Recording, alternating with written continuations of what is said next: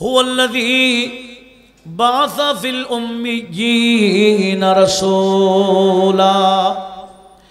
আল্লাহ বলেন আমি ওই মহান সত্তা যিনি উম্মীদের মাঝে রাসূল প্রেরণ করলাম। আল্লাহ বলেন আমি মহান রব্বুল আলামিন যারা লেখাপড়া জানে না, অশিক্ষিত যারা ছিল, ওই রকম জাতির মাঝে আমি আমার রাসূলকে প্রেরণ করেছি। কেন? ইয়াতুলু আলাইহিম আয়াতিহি ওয়া ইউযাক্কিহিম। আমারে বন্ধু নবী যারা লিখতেও জানতো না, পড়তেও জানতো না, অশিক্ষিত মূর্খ যারা ছিল, আমার বন্ধু তাদের সামনে কোরআন তেলাওয়াত করে করে তাদের কলবটাকে পরিষ্কার করবেন। এরপরে ওয়ায়ুআল্লিমুহুমুল কিতাবা ওয়াল হিকমা, আমার এই বন্ধু তাদেরকে কোরআন সুন্নাহর শিক্ষা দিবেন। নবীকে আল্লাহ পাঠাইলেন কি দেওয়ার জন্য? শিক্ষা দেওয়ার জন্য। যারা কিছুই জানতো না এদেরকে শিখাবার জন্য নবীকে পাঠিয়েছেন। আর নবীজিও বলতেছেন বুইস্তু মুআল্লিমা, আমাকে টিচার হিসেবে, শিক্ষক হিসেবে প্রেরণ করা হয়েছে। আর এই বান্দা বলে লিখতেও জানে না, পড়তেও জানে না। একটু বড় আওয়াজে বলুন না নাউজুবিল্লাহ। নবীকে লেখাপড়া শিখাইছেন কে? এই দুই একজন বললে হবে না। কে? কিভাবে শিখাইলেন? বলে আল্লামা বিল কলম, সূরা আলাকে আছে। আল্লাহ বলে আমি আমার বন্ধুকে কলম দ্বারা শিক্ষা দিয়েছি। আমার আল্লাহ বলেন আল্লামাল ইনসান মা লাম ইয়ালাম, আমার এই ইনসানে কামেলকে অর্থাৎ আমার এই বন্ধু নবীকে আমি ওইটাই শিখিয়েছি যা উনি জানতেন না। একটু জোরে বলুন। নবীকে জানাইলেন কে? আল্লাহ নিজে বলেন আল্লামাকা মা আলাম তাকুন তাআলাম। রাসূল আপনি যা জানতেন না আমি আল্লাহ আপনাকে জানাইলাম, শিখাইলাম। বন্ধু আল্লাহর নবীর শিক্ষককে শিখাইলেন, পড়াইলেন কে? তবে আমার আল্লাহ বলে দিলেন বন্ধু নবী আপনাকে আমি পড়াও শিখাইলাম, লেখাও শিখাইলাম। তবে দুনিয়াতে যাওয়ার পরে 40 বছর আপনি যে লেখাপড়া জানেন দেখাইতে পারবেন না। আপনি যে লিখতে জানেন 40 বছর কাউকে দেখাইতে পারবেন না। কেন? এটা সূরা আনকাবুতের 48 নং আয়াতে আমার আল্লাহ এই ভেদটা স্পষ্ট করেছে। এই গোপন তত্ত্ব আমার আল্লাহ নিজে ফাঁস করে দিলেন। একটু জোরে বলবেন না সুবহানাল্লাহ। কেন বন্ধু নবীর মাধ্যমে 40টা বছর লেখান নাই, কোনো কিতাব পড়ান নাই? আল্লাহ বলেন ওমা কুনতা তাতলু মিন ক্বাবলিহি মিন কিতাব। ইয়া রাসূলুল্লাহ পর ওহী নাযিল হওয়ার আগে আপনি কোনো কিতাব পড়তেন না। ওমা কুনতা তাতলু মিন ক্বাবলিহি মিন কিতাব, ওহী নাযিল হওয়ার আগে আপনি কোনো কিতাব পড়তেন না। ওয়ালা তাখুতুহু বিয়ামিনিকা, আপনার ডান হাতেও আপনি লিখতেন না। আপনি তো লেখাও জানেন, পড়াও জানেন, কিন্তু পড়তেন না, লিখতেন না। কেন? ইযান লা আরতাবাল মুবতিলুন, কারণ আরবের মানুষ আপনাকে লিখতে দেখলে, পড়তে দেখলে এরা কোরআন এটা যে আমি আল্লাহর কালাম বিশ্বাস করবে না। এরা বলবে মুহাম্মদ সাল্লাল্লাহু আলাইহি ওয়াসাল্লাম তো লিখতেও জানে, পড়তেও জানে, নিজে নিজে লেখে লেখে আল্লাহর কালাম বলে চালাই দিচ্ছে। এটা সন্দেহ করে ফেলবে। বিদায় বন্ধু আপনি যে লিখতে জানেন, পড়তে জানেন, এটা দেখাইতে পারবেন না।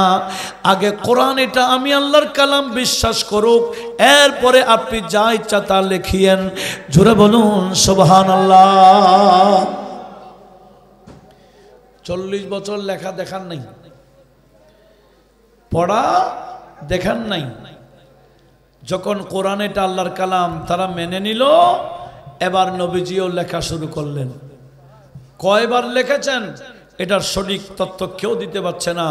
বুখারী শরীফেও আমার তথ্য অনুযায়ী, আমার নোট অনুযায়ী 10টার উপরে প্রেক্ষাপট আছে নবীজি নিজের হাতে লিখেছেন। কোথায়? বুখারী শরীফ। আজকে দেখেন এই জাহেলরা কত বড় মূর্খ হলে বলতে পারে বিশ্ব নবী লিখতেও জানে না, পড়তেও জানে না।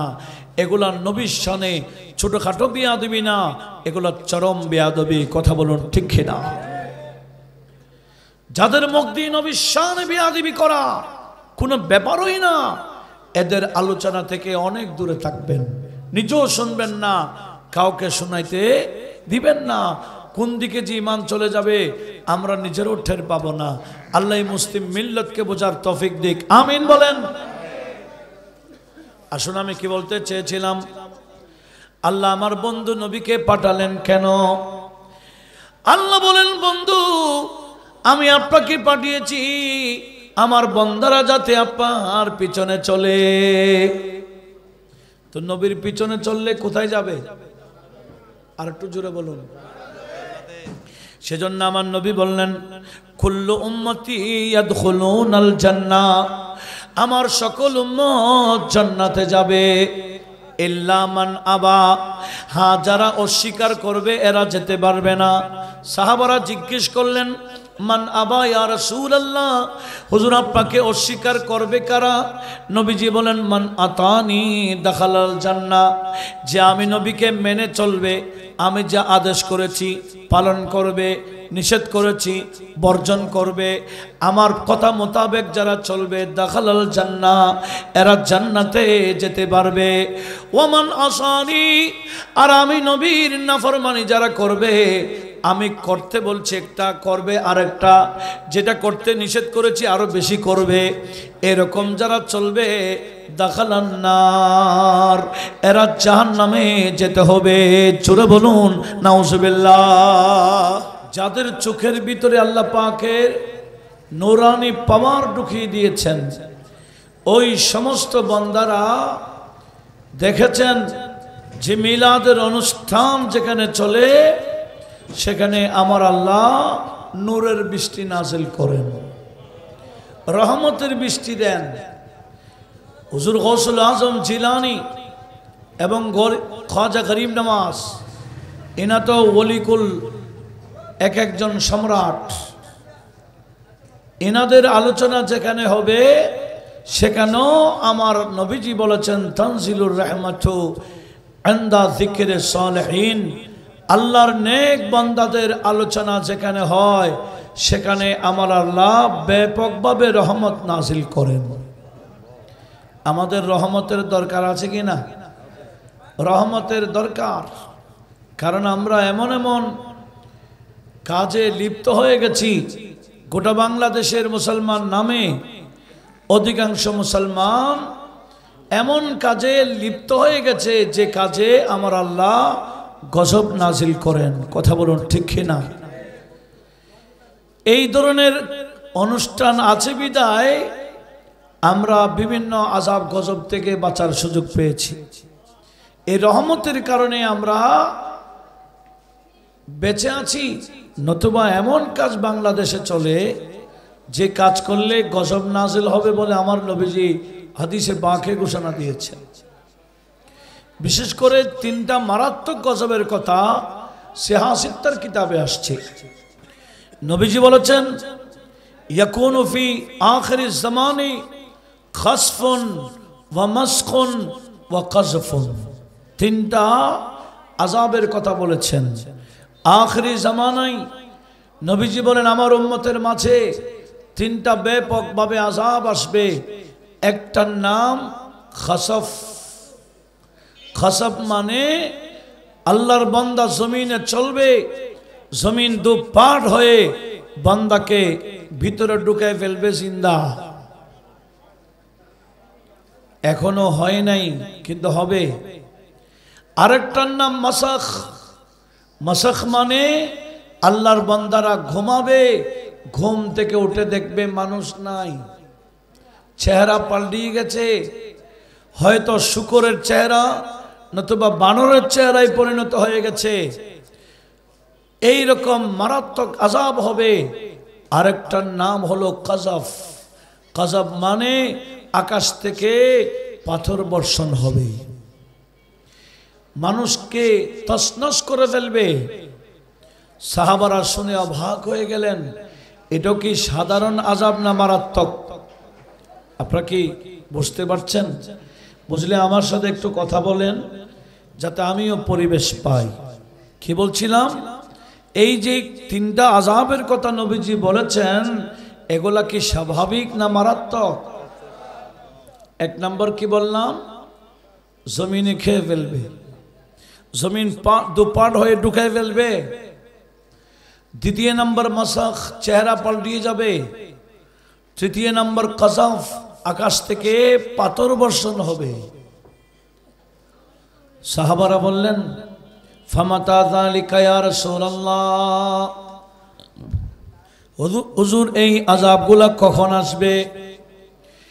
নবীজি বলেন, আমার উম্মত ব্যাপকভাবে দুইটা কাজ যখন বেশি করবে, ইজা ইস্তাহাল্লু আল খুমুরা ওয়াত্তাখাযু আল কায়নানা ওয়াল মাআযিফা।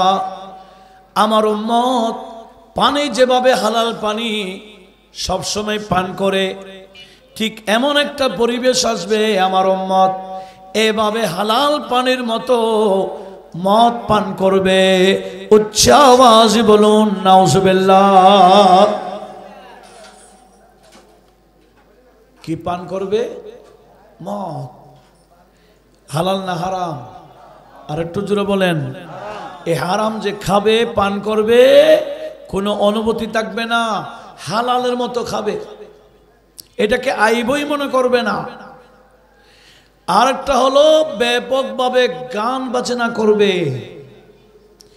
গান বাজনার অনুষ্ঠান নাও করলেও সবসময় কানের ভিতরে লাগাই দিয়েছে কিনা, হেডফোন ইয়ারফোন আছে না, কি লাগাই দিল, ধুম ধারাক্কা চলছে। আমার আল্লাহ কান দিয়েছেন এগুলো শোনার জন্য। কথা বলুন।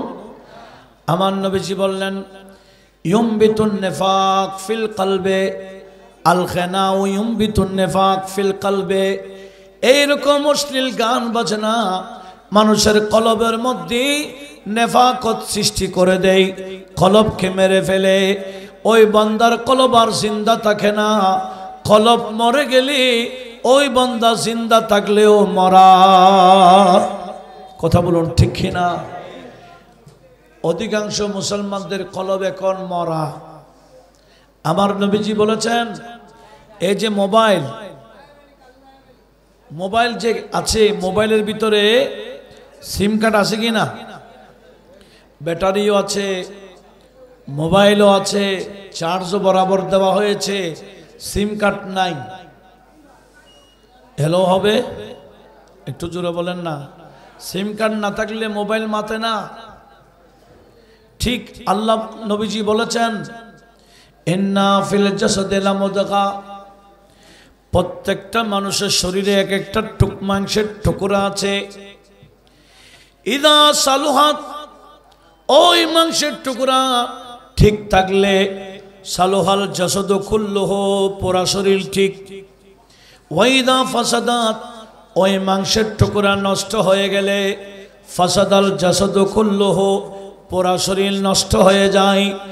ওই মাংসের টুকরা ঠিক থাকলে পুরা শরীর ঠিক থাকে, ওটা নষ্ট হয়ে গেলে পুরা শরীর নষ্ট হয়ে যায়। নবীজি বললেন, আলা ওয়াহিয়াল কলবু, ওই মাংসের টুকরার নাম হলো কলব। একটু জোরে বলি। এই কলবটা প্রত্যেকটা মানুষের শরীরে আছে।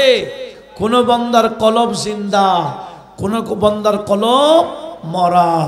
যার কলব জিন্দা ওই বান্দা কবরে গেলেও জিন্দা থাকে।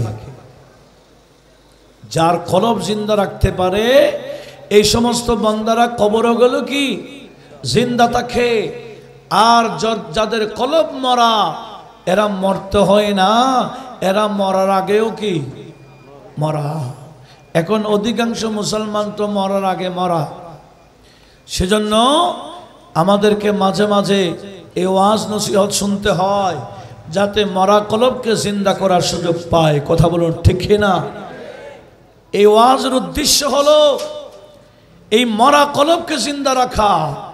নবীজির শান গাইলে, আল্লাহর ওলিদের বর্ণনা করলে, ওনাদের জীবনী আমাদের সামনে উপস্থাপন করলে, এগুলার এত তাসির, মানুষের মরা কলবও জিন্দা হয়ে যায়।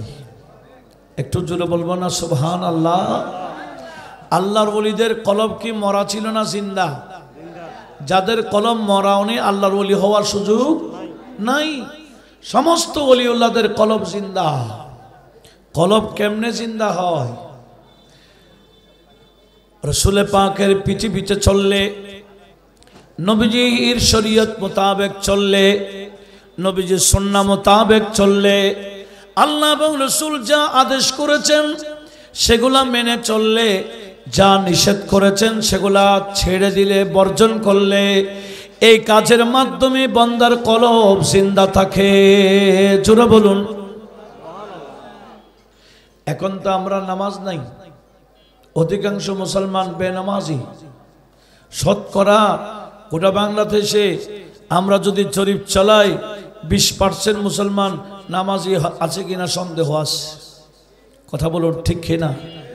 20% মুসলমান নামাজ পড়ে কিনা সন্দেহ আছে। 20% মুসলমান হালাল হারাম যাচাই বাছাই করে কিনা সন্দেহ আছে। 20% মুসলমান সত্য কথা বলে কিনা সন্দেহ আছে। কথা বলুন ঠিক কিনা? অথচ আজকে এমন কিছু আল্লাহর বান্দাদের সামনে স্মরণে আমরা বসেছি। 1 নম্বর আমাদের নবী। আমাদের নবী মানি যিনি 63 বছর বয়সে এই মুখ দিয়ে কয়টা মিথ্যা বের করেছেন? হ্যাঁ, কয়টা? তো বড় পীর উনি তো 90-91 বছর ছিলেন। তো 90-91 বছরে উনি জীবনে কয়টা মিথ্যা বলেছেন? একটাও না। খাজা করিম নওয়াজ একটাও না। আর আমরা ওনাদের ভক্ত দাবিদার।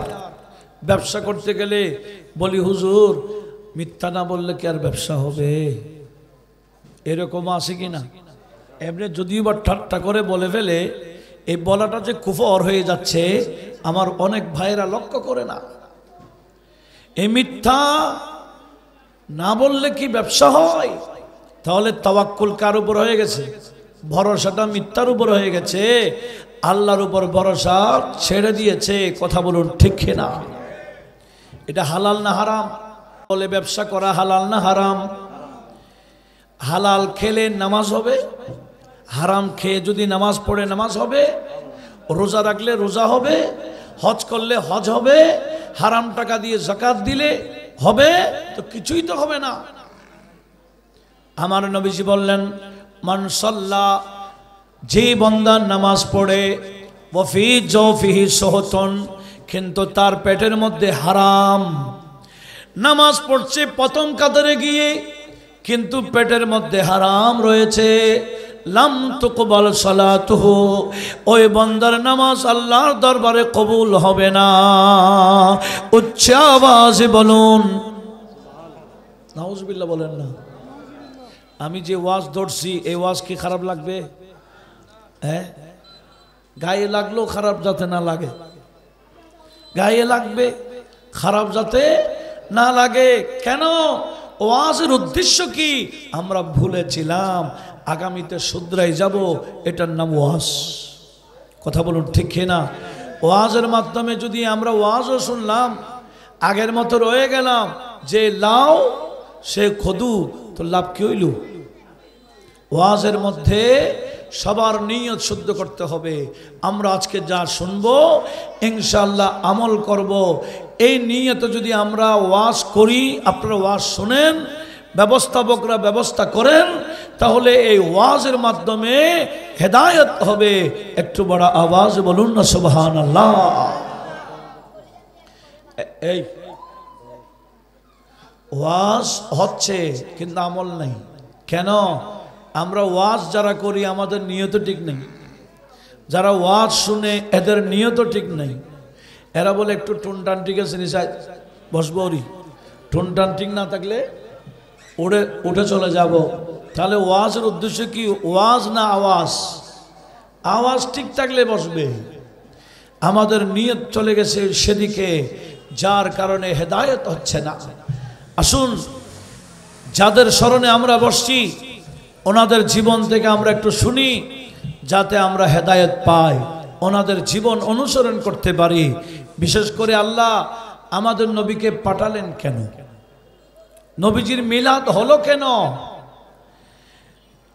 আমরা যাতে নবীজির পিছে পিছে চলে জান্নাতে পৌঁছে যেতে পারি। কথা বলুন ঠিক কিনা? নবীজিকে পাঠালেন কেন? যাতে আমরা নবীজির পিছনে চলি। আমরা জানি আমাদের নবীর মিলাদের আগে আল্লাহর বান্দাগণ ইবলিশের পিছনে চলতো। ইবলিশ আল্লাহর বান্দাদেরকে গাইড করত। ইবলিশই কাজ করে করে চলতো। ইবলিশই কাজ করে করে ওই জামানার নাম হয়ে গেল আইয়ামে জাহেলিয়াত। যখন ছিল শুধু মারামারি, যখন ছিল শুধু অন্যায়, যখন ছিল শুধু জুলুম, বেহায়াপনা, অশ্লীলতা, কুসংস্কার, কুকাজ যত আছে সব দিয়ে ভরপুর ছিল আইয়ামে জাহেলিয়াতে। আর আমার আল্লাহ বন্ধু নবীকে পাঠিয়েছেন কেন? এই জাহেলিয়াতকে দুর্বৃত্ত করে, অন্ধকারকে দুর্বৃত্ত করে এলমের সমাজ, জ্ঞানের সমাজ এবং আলোর সমাজ পরিণত করার জন্য। কথা বলুন ঠিক কিনা? নবীজি পরিবর্তন করেছেন কিনা বলেন? আইয়ামে জাহেলিয়াতকে আমার নবী পরিবর্তন করে নাই? নবীজি আসার পরেও কি জাহেলিয়াত থেকে গেছে? না, পরিবর্তন হয়েছে। অন্ধকার সমাজ আলোর সমাজে পরিণত হয়েছে। সেজন্য এক কবি বলে আমাদের নবীও এসেছেন, ইনকিলাবও এসে গেছে। ইনকিলাব মানে কি? দৈনিক পত্রিকা। ইনকিলাব মানে পরিবর্তন।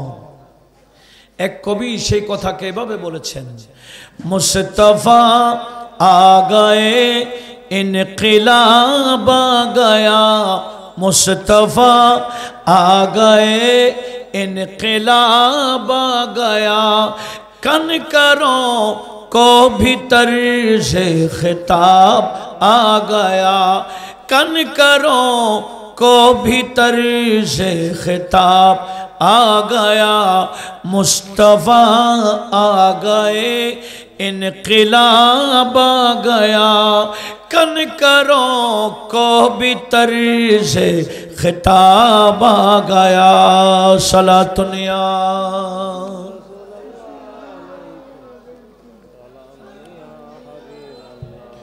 अरे कुफ्र की पल में तारीखियाँ चट गई, कुफ्र की पल में तारीखियाँ चट गई, जिस घड़ी नूर हक़ बेनकाब आ गया, जिस घड़ी नूर हक़ बेनकाब आ गया, मुस्तफ़ा आ गए इनक़िलाब आ गया, कन करो को भी तर्ज़ ख़िताब आ गया। सलातुनिया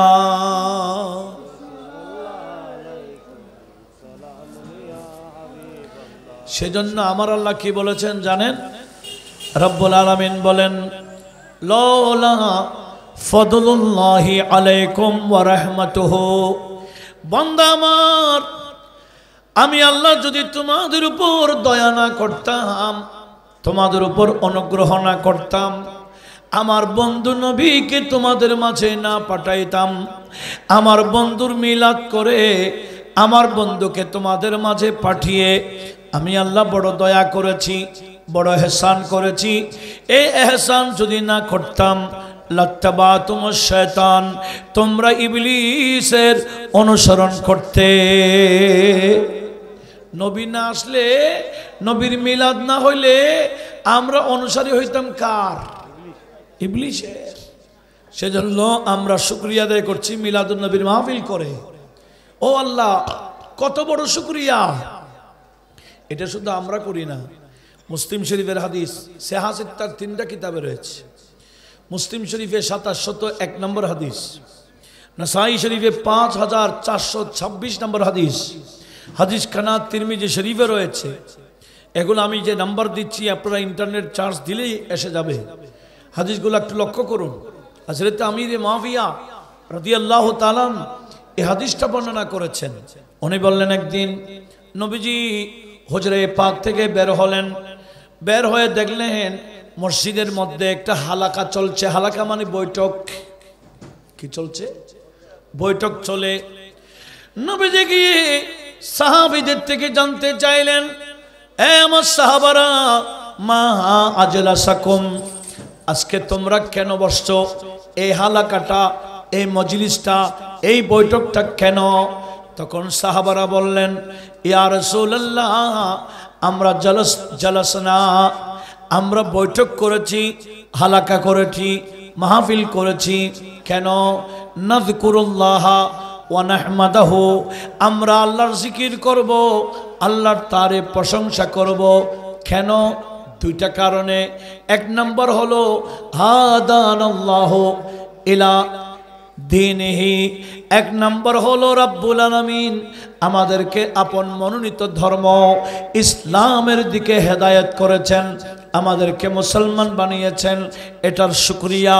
দ্বিতীয় নম্বর, মান্নাল্লাহু আলাইনা বিকা, আপনি নবীকে পাঠাবার মাধ্যমে, আপনার মিলাদের মাধ্যমে রব্বুল আলামিন আমাদের উপর বড় দয়া করেছেন, এহসান করেছেন। সেজন্য আল্লাহর শুকরিয়া আদায় করার জন্য মজলিস করলাম। সাহাবারাও মজলিস করেছেন। কেন? আল্লাহর শুকরিয়া আদায়ের জন্য। এক নম্বর হলো আল্লাহ ওনাদেরকে হেদায়েত করেছেন। আল্লাহ ওনাদেরকে কি দিয়েছেন? হেদায়েত দিয়েছেন ইসলামের দিকে। আর একটা কারণ হলো বন্ধু নবীকে পাঠিয়ে আল্লাহ বড় দয়া করেছেন। একটু বলি না সুবহানাল্লাহ। বন্ধু নবীকে পাঠিয়ে আল্লাহ ইনাদের উপর বড় দয়া করেছেন, এটার শুকরিয়া স্বরূপ অনুষ্ঠান করেছেন। তখন আমার নবীজি বললেন, ওয়াল্লাহ মা আজলাসাকুম ইল্লা লিযালিক, হে আমার সাহাবারা, তোমরা কি কসম করে বলতে পারবা তোমরা এই কারণেই মজলিস করেছো? এক নম্বর, আল্লাহ তোমাদেরকে মুসলমান বানিয়েছেন।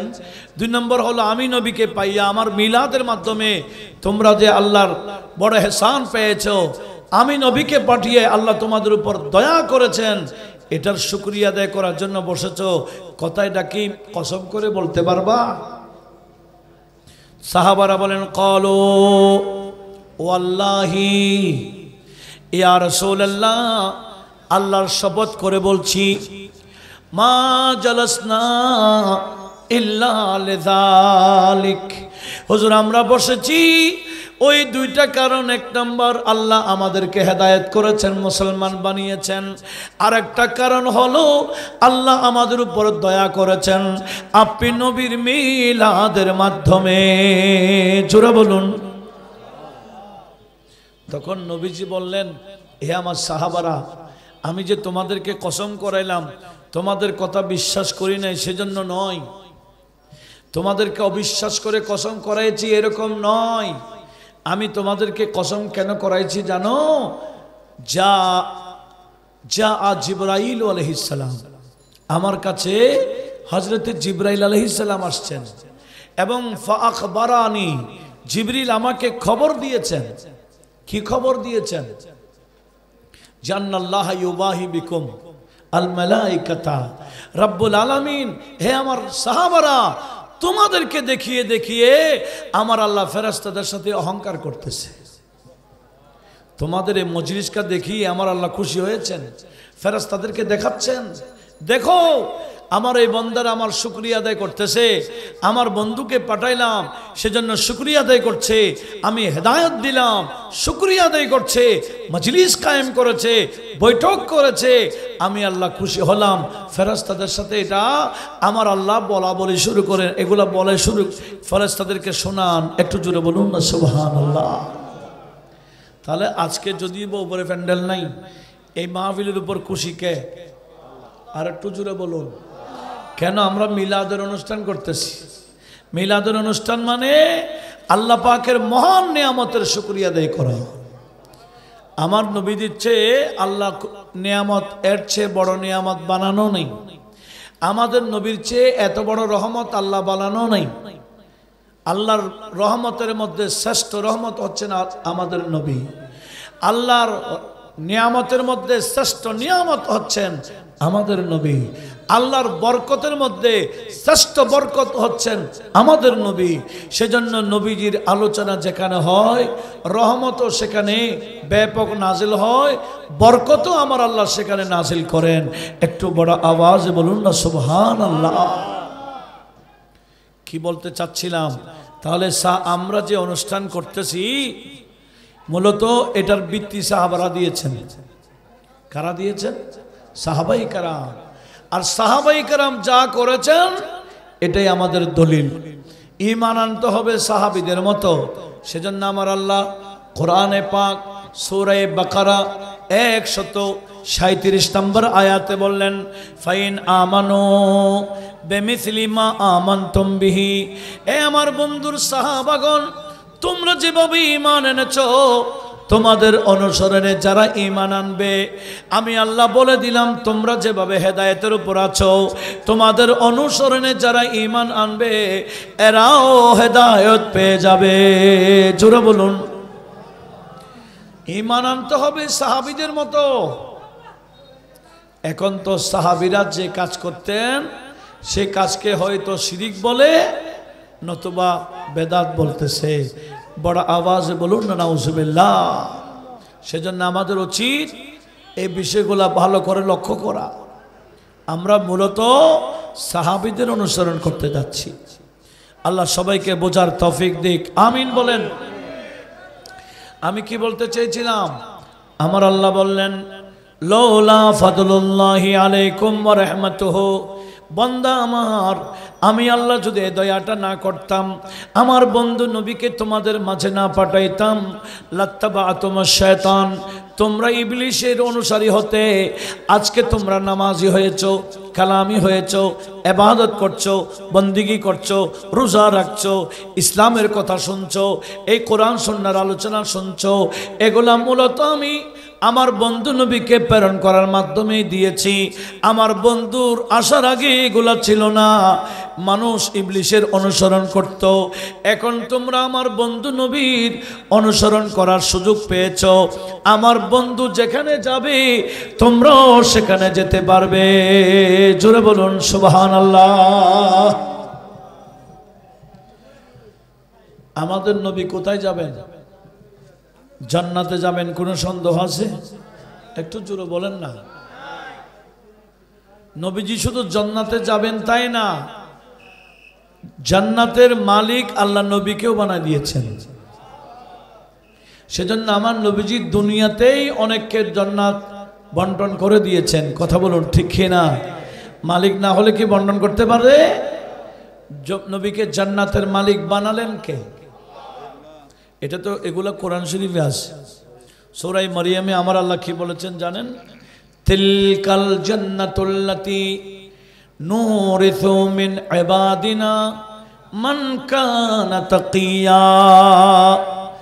রব্বুল আলামিন বলেন, জান্নাত বানিয়েছি আমি আল্লাহ, ওই জান্নাতের ওয়ারিস, ওই জান্নাতের মালিক আমি আমার ওই বান্দাদেরকে বানাই দিই যারা দুনিয়ার মধ্যে মুত্তাকি ছিল।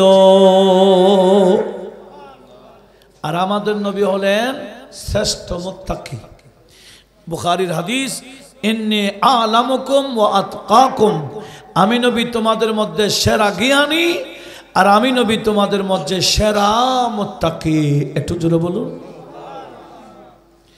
আর উম্মতের মধ্যে সেরা মুত্তাকি হলো সিদ্দিক আকবর। কে? কিছুদিন আগে একটা ফেসবুকে এক হুজুরের বক্তব্য শুনছি, উনি বলতেছেন আমার আমল সিদ্দিক আকবরের চেয়ে বেশি। আবু বকর সিদ্দিক 2 বার হজ করেছেন, আমি অনেকবার করছি। আবু বকর সিদ্দিক কয়বার উমরা করছে জানি না, আমি অনেকবার করছি। আবু বকর সিদ্দিক এতগুলা রোজা রাখতে পারে নাই। আবু বকর সিদ্দিক খতম তারাবি পড়তে পারে, আমি খতম তারাবি পড়াইছি। এমন তেমন বলে সিদ্দিক আকবর হচ্ছে নিজেকে বড় দাবি করছে আমলের দিক দিয়ে। এরকমও জাহেল আমাদের দেশে আছে কিনা? অথচ তার গোটা জীবনের আমল যদি এক পাল্লা দেয়, সিদ্দিক আকবরের 1 সেকেন্ডের আমলের সাথে তুলনা হবে না, 1 মিনিটও না। কি এক সেকেন্ডেরও সিদ্দিক আকবরের এক সেকেন্ডের আমল আর এই বান্দার গোটা জীবনের আমল দিল সিদ্দিক আকবরের এক সেকেন্ডের আমলের সাথে তুলনা হবে না। কথা বলুন ঠিক কিনা? যেখানে হযরত ওমরের আমল, আমার নবীজি বলছেন ওমর, এই ওমরের আমল, ওমরের গোটা জীবনের আমল সিদ্দিক আকবরের একটা আমলের সাথে তুলনা দিয়েছেন, গোটা জীবনের আমল। তাহলে কি বুঝলাম? এই আমাদের দেশে কত বড় বড় জাহেল বক্তা আছে জানেন? কত বড় বড় জাহেল বক্তা। এরা নবীর শানে, সিদ্দিক সাহাবায়ে কেরামের শানে, আল্লাহর ওলিদের শানে যেমন ইচ্ছা তেমন বলে। কথা বলুন ঠিক কিনা? আল্লাহ আমাদের সবাইকে এই সমস্ত জাহেল থেকে আমাদের ঈমান আকীদাকে হেফাজত করুক। আমিন বলেন আমিন। দেখি দরুদ শরীফ পড়েন। আল্লাহুম্মা সাল্লি আলা নবিয়িনা শফিঈনা মাওলানা মুহাম্মদ। আল্লাহুম্মা সাল্লি আলা सरदार जहां की शान की हजरत जिब्रील आमी है जब के दरबाने रसूल। अल्लाहुम्मा सल्ले अला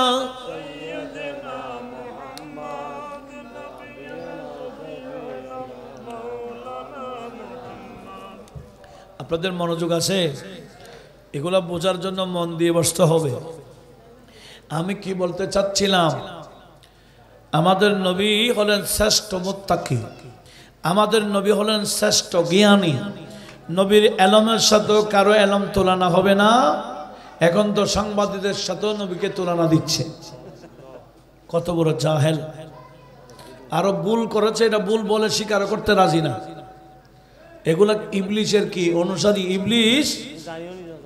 হ্যাঁ, এগুলা ভাইরাল হওয়ার জন্য, জাস্ট ওদেরকে ফার্ম ফুটি দেওয়ার জন্য সাংবাদিকদেরকে নবীর শান পর্যন্ত বিয়াদবি করতে দ্বিধাবোধ করছে না।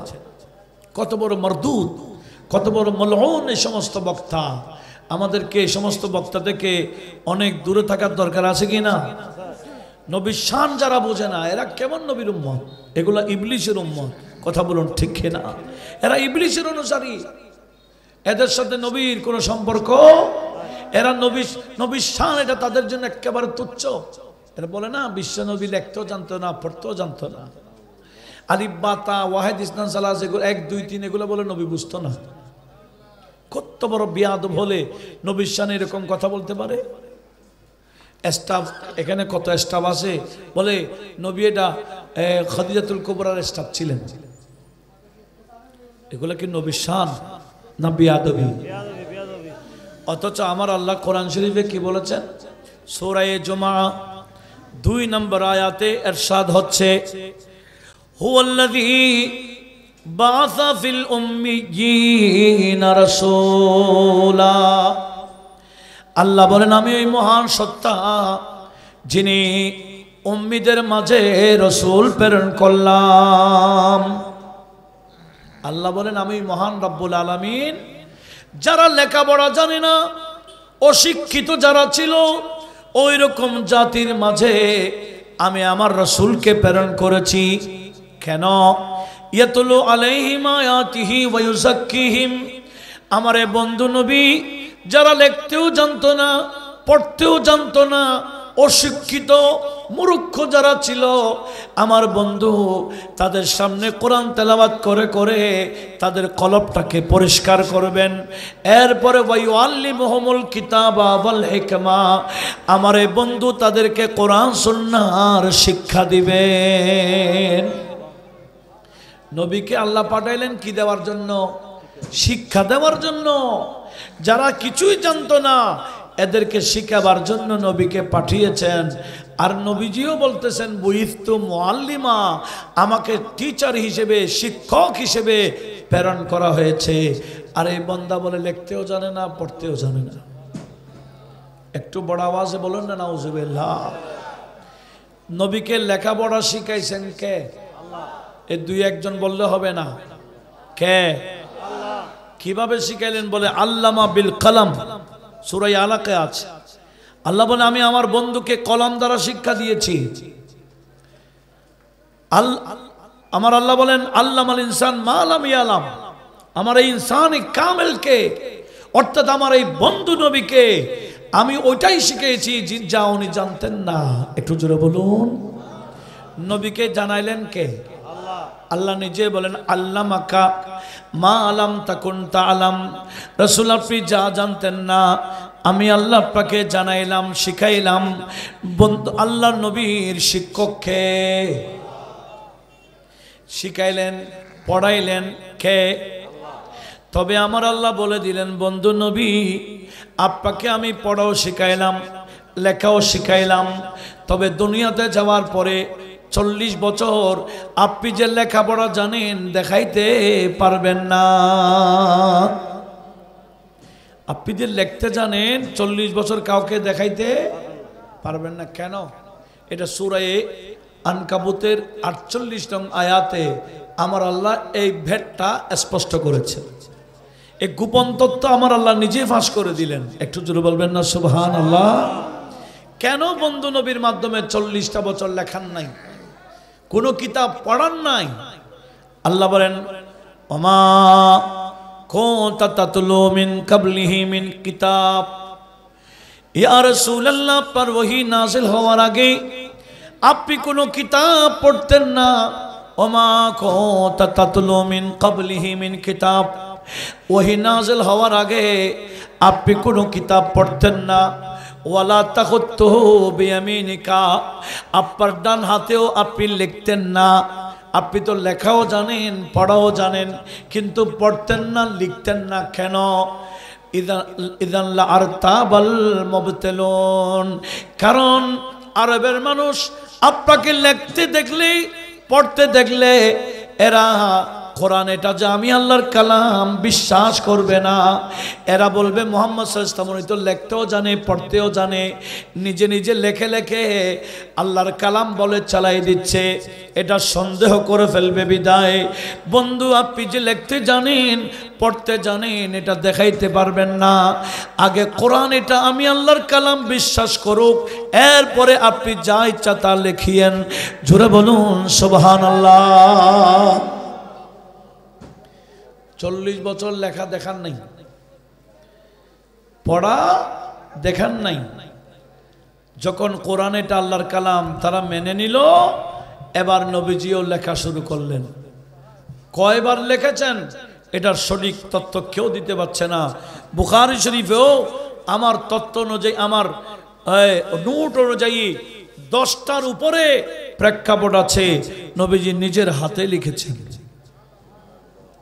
কোথায়? বুখারী শরীফ। আজকে দেখেন এই জাহেলরা কত বড় মূর্খ হলে বলতে পারে বিশ্ব নবী লিখতেও জানে না পড়তেও জানে না। এগুলা নবীর শানে ছোটখাটো বেয়াদবি না, এগুলা চরম বেয়াদবি। কথা বলুন ঠিক কিনা? যাদের মুখ দিয়ে নবীর শানে বেয়াদবি করা কোনো ব্যাপারই না, এদের আলোচনা থেকে অনেক দূরে থাকবেন। নিজেও শুনবেন না, কাউকে শোনাইতে দিবেন না। কোন দিকে যে ইমান চলে যাবে আমরা নিজেরও টের পাবো না। আল্লাহ মুসলিম মিল্লাতকে বোঝার তৌফিক দিক, আমিন বলেন। আসুন, আমি কি বলতে চেয়েছিলাম, আল্লাহ আমার বন্ধু নবীকে পাঠালেন কেন? আল্লাহ বলেন বন্ধু আমি আপনাকে পাঠিয়েছি আমার বান্দারা যাতে আপনার পিছনে চলে। তো নবীর পিছনে চললে কোথায় যাবে? আর একটু জোরে বলুন। সেজন্য আমার নবী বললেন কুল্লু উম্মতি ইয়াদখুলুনাল জান্নাহ, আমার সকল উম্মত জান্নাতে যাবে ইল্লা মান আবা, হ্যাঁ যারা অস্বীকার করবে এরা যেতে পারবে না। সাহাবারা জিজ্ঞেস করলেন মান আবা ইয়া রাসূলুল্লাহ, হুজুর আপনাকে অস্বীকার করবে কারা? নবীজি বলেন মান আতানি দাখালাল জান্নাহ, যে আমি নবীকে মেনে চলবে, আমি যা আদেশ করেছি পালন করবে, নিষেধ করেছি বর্জন করবে, আমার কথা মোতাবেক যারা চলবে দাখালাল জান্নাহ, এরা জান্নাতে যেতে পারবে। ওমান আসানি, আর আমি নবীর নাফরমানি যারা করবে আমি করতে বলছি একটা, করবে আরেকটা, যেটা করতে নিষেধ করেছি আরো বেশি করবে। এরকম যারা চলবে দাখালান নার, এরা জাহান্নামে যেতে হবে। জোরে বলুন নাউজুবিল্লাহ। আল্লাহ নবীজির মিলাদ করাইলেন ইবলিস থেকে বাঁচাবার জন্য। সেই জন্য নবীর মিলাদের দিন ইবলিসের মাথা খারাপ, বলে নবী কেন আসলো, আমার অনুসারী তো কমে যাবে। আমি চাই বনি আদমকে, আদম সন্তানকে জাহান্নামে নিয়ে যাই, কিন্তু এই নবী কেন আসলো, ওনার পিছনে চললে তো আল্লাহর বান্দাগণ জান্নাতে চলে যাবে, আমার উদ্দেশ্য বরবাদ হয়ে যাবে। এই কথা কার? আর একটু জোরে বলুন। আজ থেকে 1100 বছর আগের কিতাব রওদাতুল আনুফ, আবুল কাসেম সোহাইলির কিতাব, ওখানেও হাদিস বর্ণনা হয়েছে। আমার নবীজির মিলাদের দেখে ইবলিস চিল্লাইয়া চিল্লাইয়া কাঁদছিল। তখন ফাজামা জুনুদুহ, ইবলিসের সৈন্যরা ঐক্যবদ্ধ হয়ে গেল এবং বলল, হে আমাদের সরদার মালাকা, আপনি মা ইউবকে কি, কেন আপনার কি হলো, কেন আপনি কাঁদতেছেন? বলে ওয়ালাদা আল্লাহ লাতা ওয়ালাদন, গত রাতে মা আমিনার গর্ভ থেকে এমন এক নবীর মিলাদ হয়ে গেল। সাইয়ুফসিদু আমরানা, আমি এবং তোমাদের উদ্দেশ্য আদম সন্তানকে জাহান্নামে পৌঁছাই দেওয়া। ওই নবী কেন আসলো? আমার মাথা খারাপ, কারণ ওই নবীর অনুসারী হইলে তো জান্নাতে চলে যাবে। বনি আদম জান্নাতে গেলে আমার অসহ্য লাগে। জোরে বলুন নাউজুবিল্লাহ। এখনো ইবলিস আছে না মারা গেছে? ইবলিস কোথায় আছে? ইবলিস পূজা মণ্ডপে থাকে না। ইবলিস বলে কাজের যেটা আমারটাই করতেছে, এখানে থেকে লাভ কি? ইবলিস কোথায় থাকে? এটা কোরআন শরীফ আছে।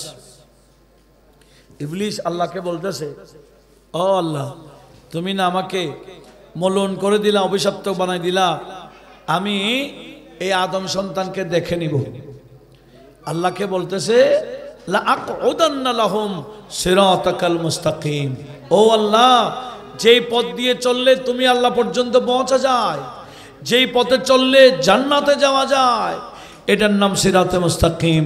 আমি বসে থাকবো সিরাতে মুস্তাকিমের রোডে, যাতে ওই রোড দিয়ে বনি আদম আসতে চাইলে আমি ধরে ধরে আমার রোডে নিয়ে যাব। একটু বড় আওয়াজে বলবেন না নাউজুবিল্লাহ। এগুলা দুনিয়ার কোনো বইয়ের কথা বলতেছি না, কার কথা বলছি? কোরআনে পাক। ইবলিস আল্লাহকে কি বললেন? লাআকউদান্না লাহুম সিরাতাকাল মুস্তাকিম, ও আল্লাহ, আমি সিরাতে মুস্তাকিমে বসে থাকবো, আর ওই রোড দিয়ে বনি আদম আসলে আমি ধরে ধরে আমার রোডে নিয়ে যাব। সেজন্য আল্লাহ আমাদেরকে সতর্ক বানিয়ে দিয়েছেন। কোরআনে পাক সূরা মায়েদা 35 নং আয়াতে ইরশাদ করেছেন, ইয়া আইয়ুহাল্লাযীনা আমানু আমানুত্তাকুল্লাহ, এই ইমানদাররা আমি আল্লাহকে ভয় করো, ওয়াবতাগু ইলাইহিল ওয়াসিলা, আমি আল্লাহ পর্যন্ত পৌঁছার জন্য তোমরা একা যাইও না, একা যাইও না, মাধ্যম ধরো। ও আল্লাহ, কার মাধ্যম ধরবো? আল্লাহ বলেন, ইবলিসকে বলেছেন, ইন্না ইবাদি লাইসা লাকা আলাইহিম সুলতান, এই ইবলিস তোর অনেক ক্ষমতা আছে, তবে মনে রাখবি আমি আল্লাহর কিছু বিশেষ বান্দা আছে যাদেরকে আমি বন্ধু বানাইনি, যারা আমার ওলি হয়ে যায়, আমার ওলিদের সামনে তুই ইবলিসের ক্ষমতা চলবে না। একটু জোরে বলুন। ইবলিসের ক্ষমতা ওলিদের সামনে দেখাইতে, সেজন্য আল্লাহ বলে কি চাইলে ওলিদের হাত ধরো, আমার নেক বান্দাদের হাত ধরো, আমার ওলিদের হাত ধরলে আমি আল্লাহ পর্যন্ত পৌঁছে যেতে পারবা, নতুবা আমার ওলিদের হাত না ধরলে মদ্যপান থেকে খাইয়ে ফেলবে কে? তোমাকে হাইজ্যাক করে ফেলবে, তোমার ঈমান হাইজ্যাক করবে, তোমার আমল শেষ করে দিবে কে? ইবলিস, সে বসে আছে। তো তুমি যখন ওলিউল্লাহর হাত ধরবে, তখন ইবলিস সিরাতে মুস্তাকিমে বসে থাকলেও তোমাকে আর ডিস্টার্ব করতে পারবে না। এমন বান্দার হাত ধরবে, ইনারা তো আল্লাহর ওলি, আল্লাহ পর্যন্ত পৌঁছায় দিবে। সেজন্য এই যে আমরা গৌসে পাকের দামান ধরি, গরিব নামাজের চর্চা করি, আল্লাহর ওলিদের মাজারে যাই, আল্লাহর ওলিদের বায়াত গ্রহণ করি, কেন? এগুলার উদ্দেশ্য হচ্ছে ইবলিস থেকে বাঁচার জন্য। কথা বলুন ঠিক কিনা? কেন?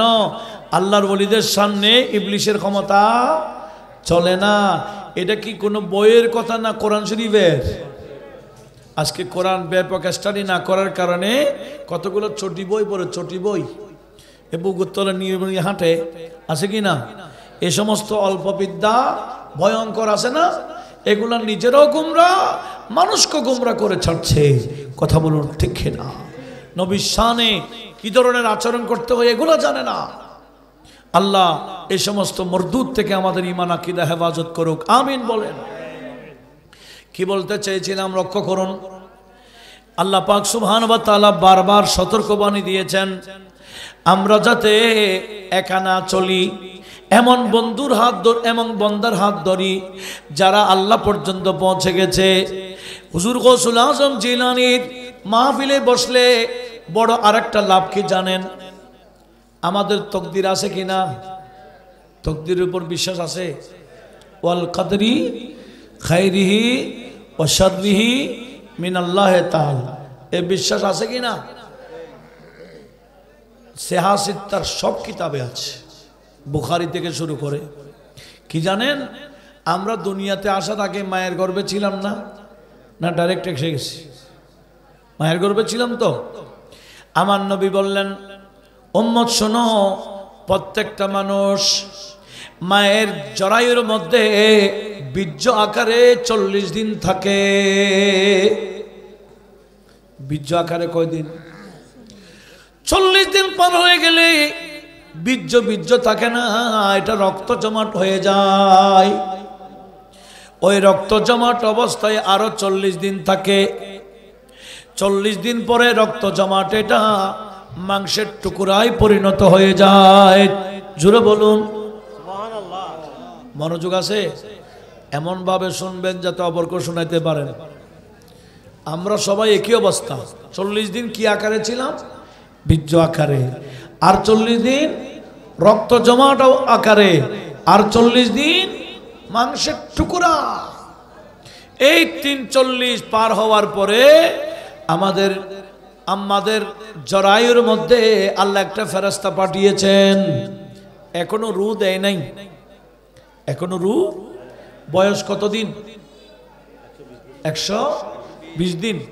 এখনো রূহ দেয় নাই।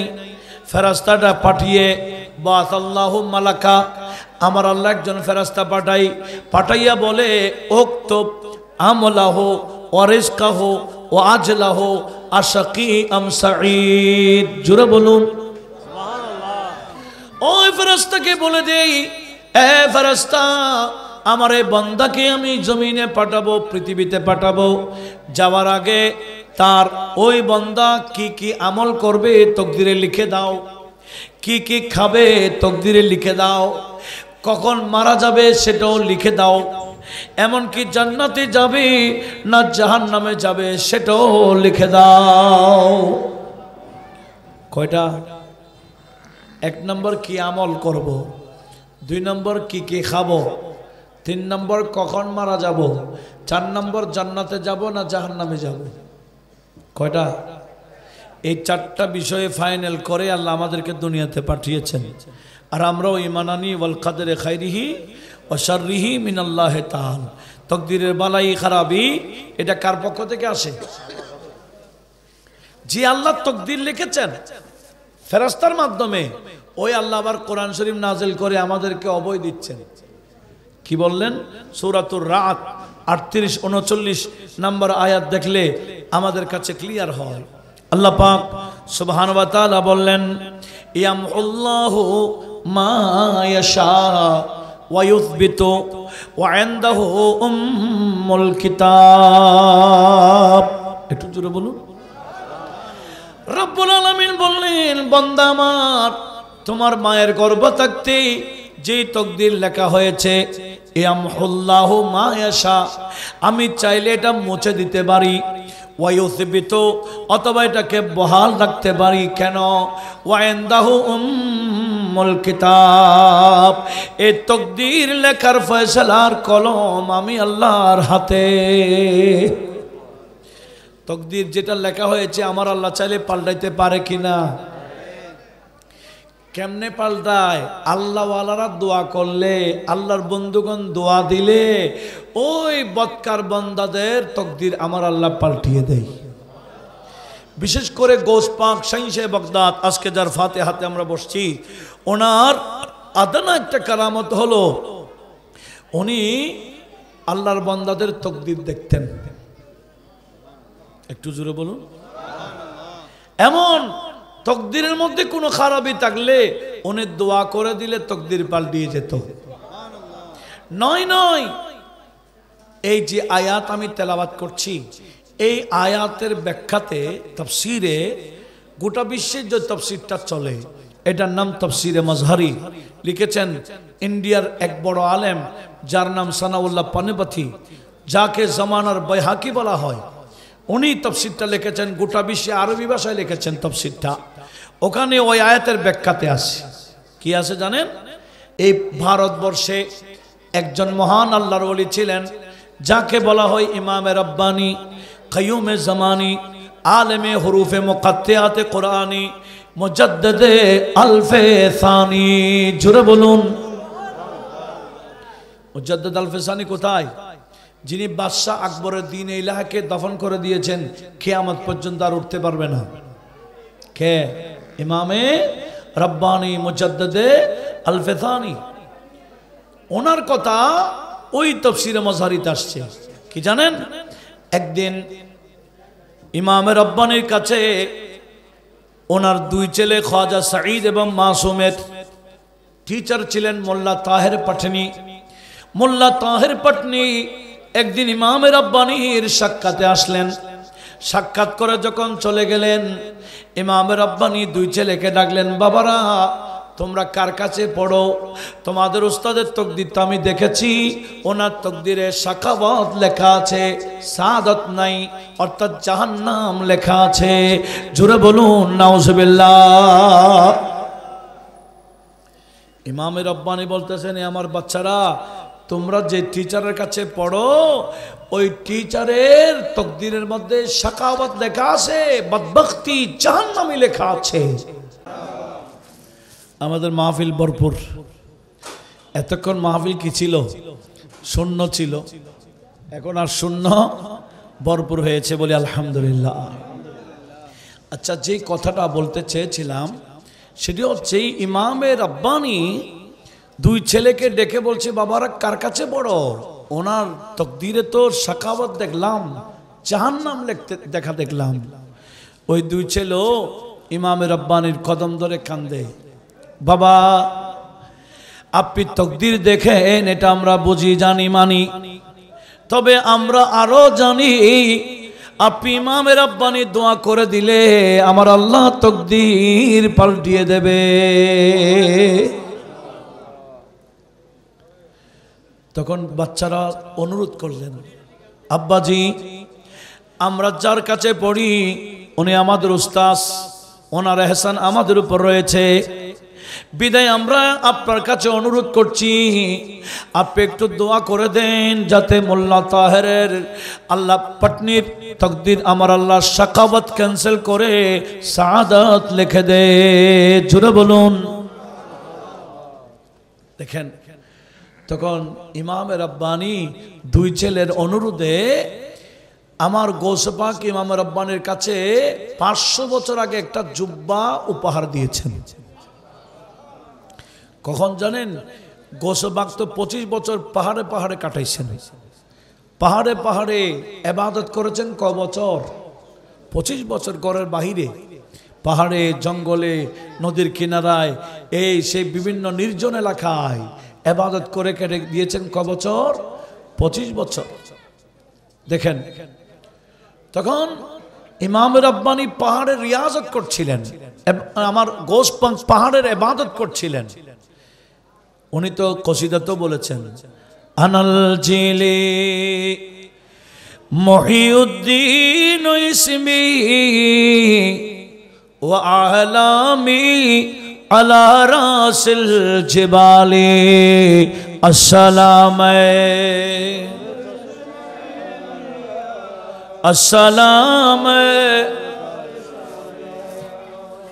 বড় পীর বলতেছেন কি, এটা আরবিতে আপনারা বুঝেন নাই।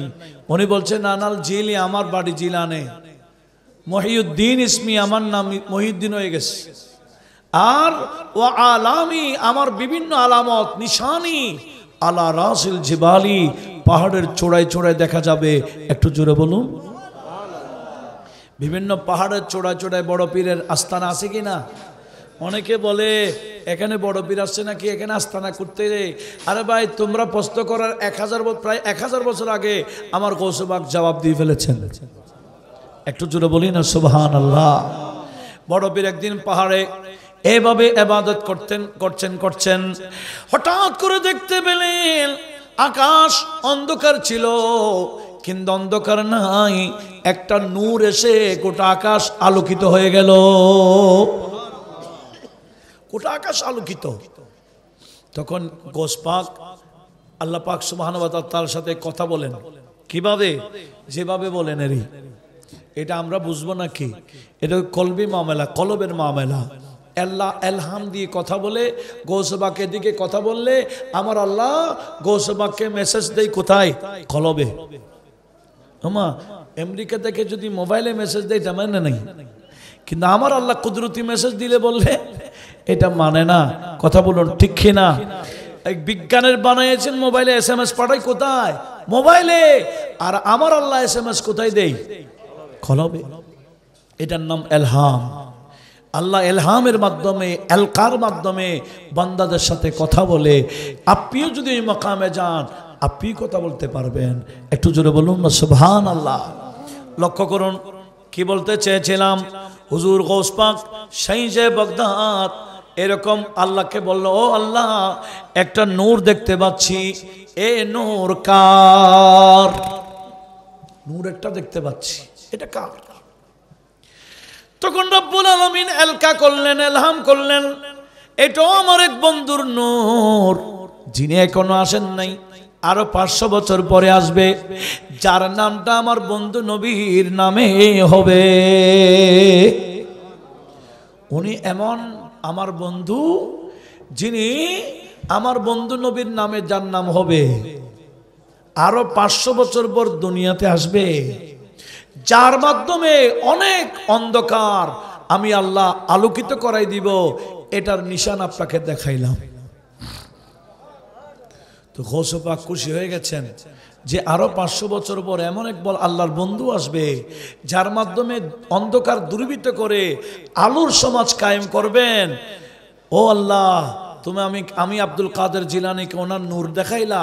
ঠিক আছে গৌসে পাক এখান থেকে মোরাকাবা থেকে উঠে যে জুব্বা পরে মোরাকাবা করে এই নূরটা দেখেছেন, জুব্বাটা খুলে রেখে দিলেন। বলে আমি এই জুব্বাটা ওই বান্দার জন্য উপহার দিব। একটু জোরে বলুন। তখন গৌসে পাক জুব্বাটা হেফাজত করে রেখে দিয়েছেন। এমনকি পরবর্তী নিজের সন্তানদেরকে ওসিয়ত করেছেন, আমার ইন্তেকাল হলে তোমরা এই জুব্বাটা হেফাজত করবা, আর তোমরা মারা যাওয়ার আগে আগে তোমাদের আওলাদদেরকে ওসিয়ত করবা। এভাবে তোমাদের পারস্পরিক পরপর ওসিয়ত করতে করতে আরো 500 বছর পরে আল্লাহর এক বন্ধু আসবে, ওনার নাম আহমদ হবে, আমি ওনার জন্য এই জুব্বাটা দিলাম। ক বছর আগে? আল্লাহর কি কুদরত, গৌস পাকের কারামত। এই ইমামে রাব্বানি হিন্দুস্তানের জন্মগ্রহণ করার আগে আগে এর জুব্বাটা হিন্দুস্তানে এসে গেছে। হযরতে কামাল উদ্দিন কাতলি রহমতুল্লাহ আলাইহি ওনার পূর্বপুরুষের মাধ্যমে কাদেরিয়া চিশতিয়া, কাদেরিয়া তরিকা হিন্দুস্তানে আসছেন। এমন ওনারা ওখান থেকে আরবস্তানে আসার সময়, বাগদাদ থেকে আসার সময় হুজুর গৌসে পাকের জুব্বা সহ নিয়ে আসছেন। হযরতে কামাল উদ্দিন কাতলি রহমতুল্লাহ আলাইহি ওনার সন্তানদেরকে ওসিয়ত করেছেন, আমার সন্তানরা, যার জন্য বড় পীর জুব্বাটা ওসিয়ত করেছেন, ওনাকে তো আমি দেখি নাই, আমি তোমাদেরকে ওসিয়ত করছি, সেদিন আর বেশি দেরি নাই, উনি আসার ওনার জুহুরের আবির্ভাবের টাইম হয়ে গেছে। ওই আহমদ নামী আল্লাহর ওই বান্দার জুহুর প্রকাশ পেয়ে গেলে তোমরা আমার এই ওসিয়তটা পূর্ণ করবা, এটা গৌসে পাকের জুব্বা ওনাকে উপহার দিয়ে দিবা। জোরে বলুন সুবহানাল্লাহ।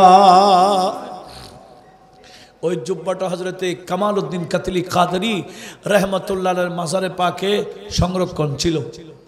এদিকে বহু বছর পর ইমাম রাব্বানি জুহুর হয়ে গেছে। একটু বলুন না সুবহানাল্লাহ। শেখ আহমদ, ওনার নাম কি? আহমদ। আমার নবীজি বলেছেন যে আমার নামে এমন এক বান্দা দুনিয়াতে আবির্ভাব হবে যার নামটা আমার নামে হবে, সে আমার উম্মতের মধ্যে সালাহ হবে। এমন কি আমার এই সালাহ যিনি হবেন কিয়ামতের ময়দানে ওনার সুপারিশে অনেক অনেক অগণিত আমার উম্মত জান্নাত পেয়ে যাবে। তো ইমামে রব্বানি প্রায় সময় দোয়া আল্লাহর কাছে শুকরিয়া করতেন, আলহামদুলিল্লাহিল্লাযী জাআলানি সালাতান। ও আল্লাহ, আমি শুকরিয়া আদায় করছি তুমি আমাকে সালা বানাইলা। যে সালার কথা হাদিসে আমার নবীজি বলেছেন, ওই সালা কিয়ামতের ময়দানে অগণিত বান্দাকে জান্নাত দিবেন সুপারিশের মাধ্যমে। ওই সালা হিসেবে দুনিয়াতে প্রেরণ করেছেন ইমামে রব্বানিকে। একটু জোরে বলুন। উনি ওনার প্রকাশ যখন হয়ে গেল তখন খাজা কাতলি ওই কাদরি কামাল উদ্দিন উনি মাজারে পাক থেকে একদিন নাতিকে স্বপ্ন দেখাচ্ছেন, হে আমার নাতি, যার ব্যাপারে হুজুর গৌসুল আজম জুব্বাটা দিয়েছেন উপহার আমার মাজারে আছে, ওদিকে শেখ আহমদ উনি সরহিন্দে আছে, তুমি সরহিন্দে যাও, শেখ আহমদ নামে আল্লাহর এই ওলিকে এই জুব্বাকে উপহার দিয়ে আসো। দেখেন কখন গৌসে পাক উপহার দিলেন আর ইমামে রব্বানির কাছে কিভাবে আসে পৌঁছে গেল। হুজুর গৌসে পাকের জুব্বা যখন পাইলেন ইমামে রব্বানি এত খুশি হলেন, এত খুশি হলেন এই উপহারটা পেয়ে। তো কি করলেন জানেন? এটা হেফাজত করে রেখে দিতেন। কি করতেন? মানুষ বড় বড় মুসিবত নিয়ে আসছে ওনার কাছে, তখন উনি উজা কালাম বানাইয়া এই জুব্বাটা পরে 2 রাকাত নামাজ পড়ে মানুষের জন্য দোয়া করতেন। এখন ওই 2 ছেলে বাবার যে কদম ধরেছে, ও বাবা আপনি তো ওই আমাদের হুজুরের তাকদীর দেখেছেন, শাকাওয়াত জাহান্নাম লেখা দেখেছেন, আপনি একটু দোয়া করেন। তখন ইমামে রব্বানি ওযু কালাম বানিয়ে জুব্বাটা বললেন, 2 রাকাত নামাজ পড়ে আল্লাহর দরবারে হাত তুলে বলে দিলেন, ও আল্লাহ, আমি এমন জাতের জুব্বা গায়ে দিয়েছি যিনি দোয়া করলে তুমি বান্দাদের তাকদীর পাল্টিয়ে দিতে। আমিও ইমামে রব্বানি শেখ আহমদ সরহিন্দি দোয়া করতেছি, আমি গৌসে পাকের জুব্বা পরে দোয়া করতেছি, মোল্লা তাহেরের শাকাওয়াত ক্যান্সেল করে সাআদাত লিখে দাও, জাহান্নাম ক্যান্সেল করে জান্নাত লিখে দাও। জোরে বলুন। এদিকে ইমামে রব্বানি দোয়া করতে দেন নাই।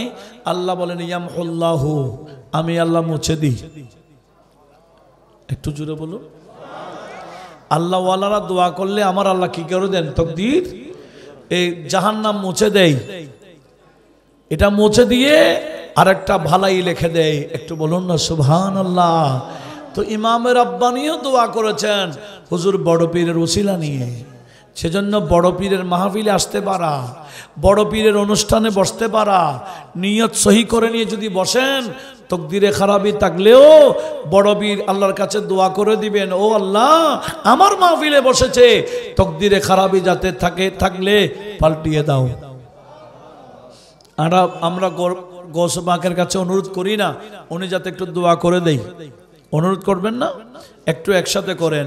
বদলো মেরে বি তকদীর, বদলো মেরে বি তকদীর, গৌসুল आजम दस्तगीर, सुन लो ए पीरों के पीर, गौसुल आजम दस्तगीर, सुन लो ए पीरों के पीर गौसुल आजम दस्तगीर या गौसे आजम अल मदद पीराने पीर अल मदद रोशन ज़मीर अल मदद या दस्तगीर।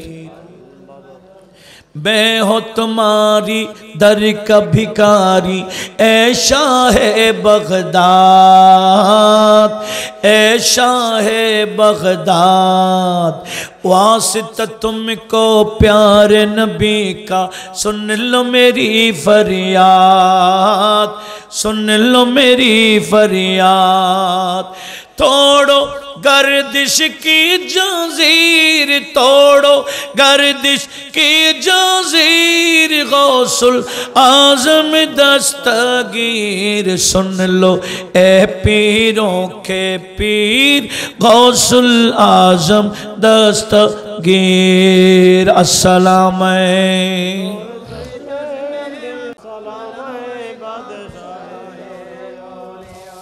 আমি কি বলতে চেয়েছিলাম, বড় পীরের অনুষ্ঠানে বসতে পারা খুশকিসমতি, এর চেয়ে বড় সৌভাগ্যের ব্যাপার আর হতে পারে না। আমরা তো কেউ জানি না আমাদের তকদিরে কি আছে, কথা বলুন ঠিক কিনা?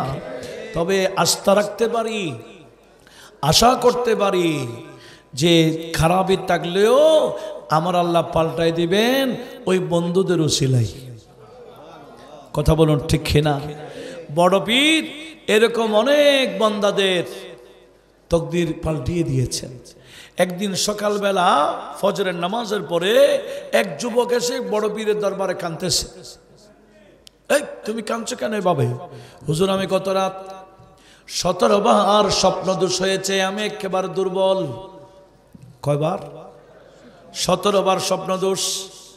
হুজুর আমি দুর্বল হয়ে গেলাম। বলে কি চাইলা? শুকরিয়া আদায় করো, শুকরিয়া আদায় করো, নামাজ পড়ো। আরে তোমার তকদির, তুমি কিছুদিন আগে আমার কাছে আসছিলা, তখন আমি তকদিরে দেখেছিলাম তোমার তকদিরে লেখা আছে 17 জন মহিলার সাথে তুমি ব্যভিচার করবা। তুমি আমার কাছে আসার পরে তোমার তকদির আমি দেখেছি। সেদিন আমি দোয়া করেছিলাম, ও আল্লাহ আমি আব্দুল কাদেরের দরবারে আসছে, তার তকদিরে জেনা লেখা আছে 17 জন মহিলার সাথে। ও আল্লাহ লেখাটা থাক, তবে বাস্তব করাইও না। যেই সমস্ত মহিলার সাথে জেনা লেখা আছে তুমি এগুলা স্বপ্নে করাইয়া দাও। এই কাজটা স্বপ্নে করলে কি আর গুনাহ হবে? গুনাহ হবে না। বলে আমার দোয়া আল্লাহ কবুল করেছেন, তোমার তকদিরে যেটা লেখা ছিল আমার আল্লাহ সেটা স্বপ্নতে রূপান্তর করে দিয়েছেন। আল্লাহ তোমার তকদির পাল্টিয়ে দিয়েছেন আমি আব্দুল কাদের জিলানীর দোয়ার মারফতে। একটু জোরে বলুন।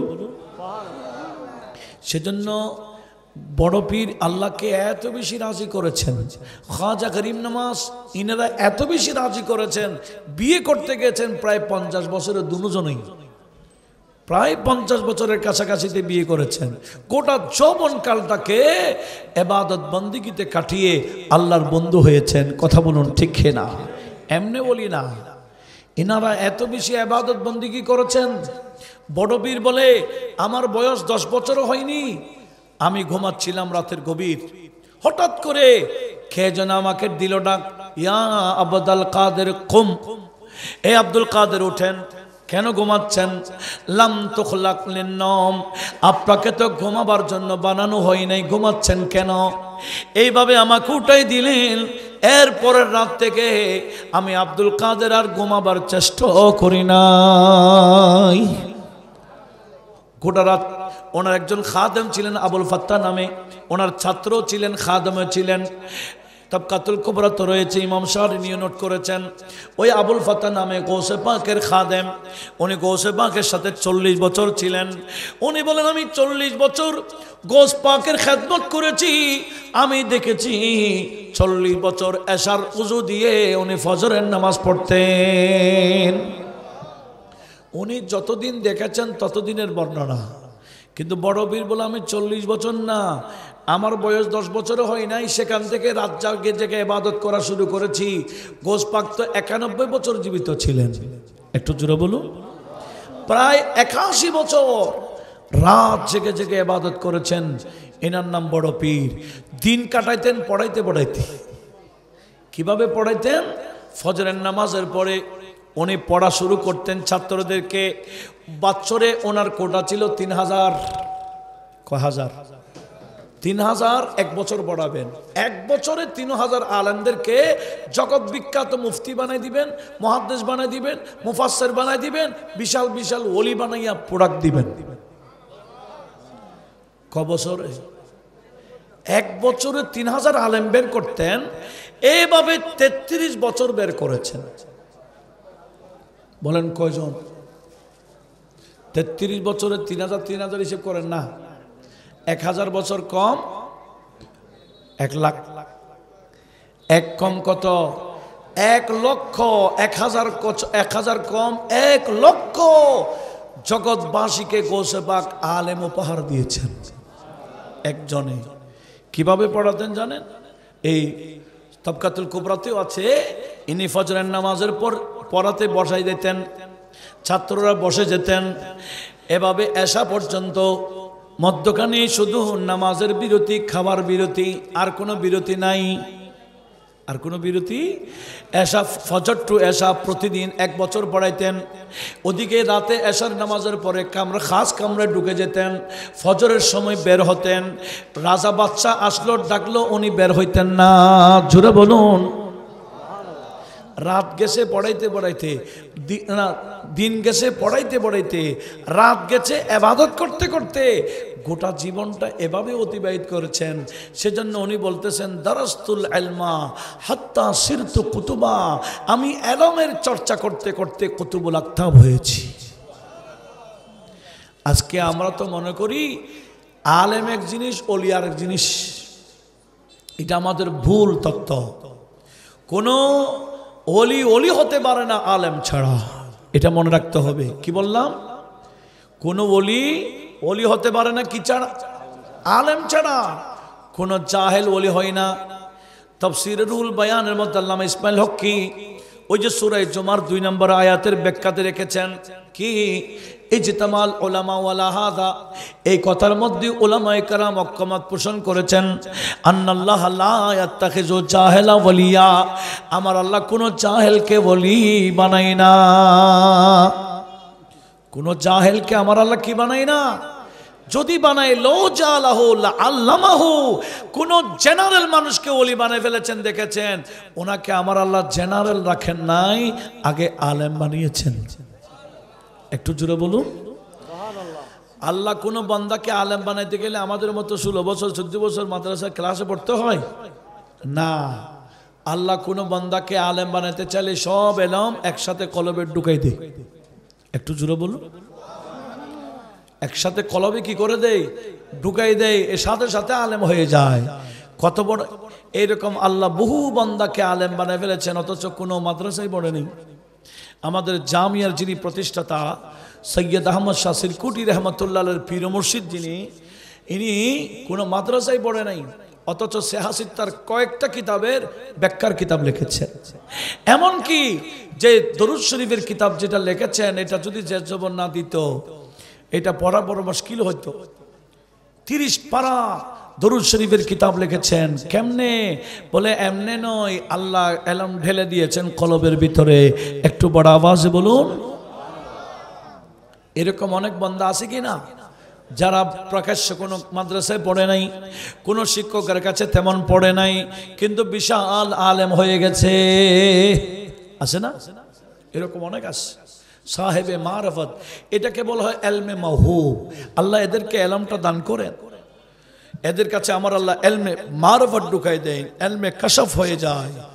এইভাবে বহু হুজুর গৌসুল আজম জিলানী এত বড় আলেম, যত বড় ওলি ছিলেন এত বড় আলেমও ছিলেন। খাজা গরিব নওয়াজ, ইনি আমরা ওলি হিসেবে চিনি না। উনি যত বড় ওলি তত বড় কি ছিলেন? আলেম ছিলেন। গৌসুল আজম মেজবান্ডারি, উনি যত বড় ওলি ছিলেন তত বড়। আর গৌসুল আজম মেজবান্ডারির শুধু শতাধিক খলিফা ছিল, সব জগৎ বিখ্যাত আলেম। ওনার সাথে জাহেলের কোনো সম্পর্ক ছিল না। আলেমদেরকে দেখে দেখে উনি খেলাফত দিয়েছেন।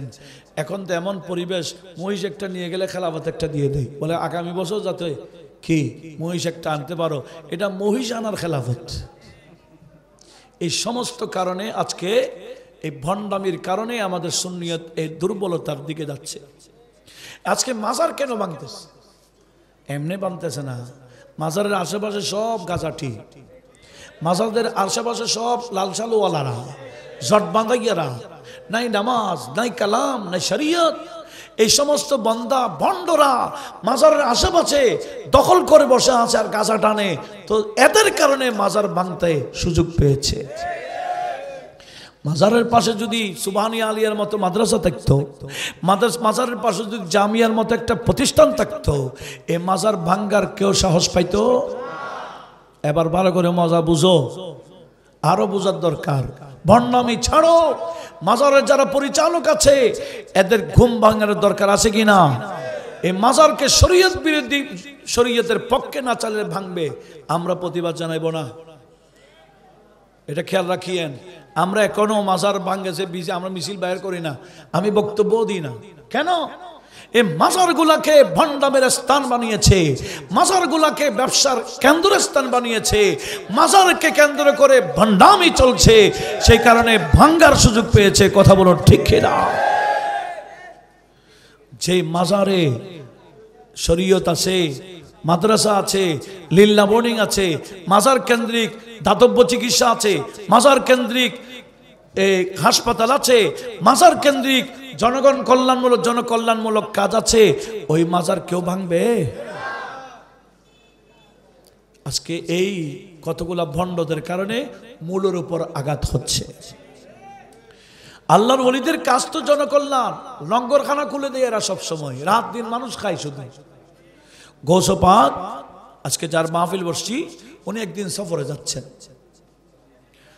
যাচ্ছেন পাহাড়ি এলাকা দিয়ে, এটা ব্যবসায়ীদের রোড। গৌস পাক মাঝে মাঝে সফরে যাইতেন ইসলাম প্রচারের খাতিরে, এমনি না ঘুরতে যাইতেন না, ইসলামের খাতিরে যাইতেন। সফরে যাচ্ছেন পাহাড়ি এলাকায়, হঠাৎ করে গৌস পাকের নজর পাহাড়ের নিচে পড়ছে। দেখতেছে সব ভাঙ্গা ভাঙ্গা ঘর। কি ঘর? কুড়া ঘর, ঝোড়া ঘর, ভাঙ্গা ঘর। বাহিরে বৃষ্টি পড়ার আগে ঘরের ভিতরে পড়বে এরকম ঘর। হঠাৎ গৌস পাকের অন্তরে মায়া এসে গেছে। খাদেম খুদ্দাম যারা আছেন সফর সঙ্গী কাউকে কিছু বললেন না, বলে এ আমার জন্য এখানে তাবু গাড়ো, আমি কিছুদিন এখানে থাকবো। কিন্তু মনের কথা বলতেছে না, মনে মনে ভাবতেছে এটা ব্যবসায়ীদের রুট, আমি এখানে আস্তানা নিব, ব্যবসায়ীরা আমার সৌবত দিবে, যাওয়ার সময় কিছু হাদিয়া দিবে, এই হাদিয়া দিয়ে আমি আল্লাহর বান্দাদের সাহায্য করব। কি দেখছেন?